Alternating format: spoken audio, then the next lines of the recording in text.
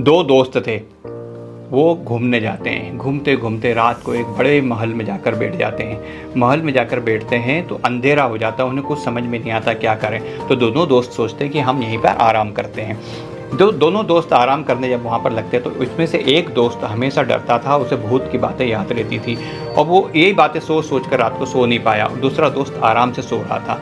जब जिसको नींद नहीं आ रही थी वो अपने दोस्त के पास गया और बोलता है कि मुझे भूत और इसके सपने आ रहे हैं और मुझे ये सब भूत दिख रहे हैं। तो उसके दोस्त ने कहा कि जब भी तेरे सामने इस टाइप की कुछ चीज़ आए तो बोलना कि मैं तुझसे नहीं डरता, तो वो चीज़ अपने आप गायब हो जाएगी। वैसा ही उसने किया। अब वो जैसे उसके सामने भूत आया या कुछ भी आया, उसको ख्याल आया तो उसने कहा कि मैं तुझसे नहीं डरता, उसकी साइज़ छोटी हो गई। फिर दूसरी बार दिखा तो उसने बोला मैं तुझसे नहीं डरता, ऐसे साइज़ छोटी हो गई।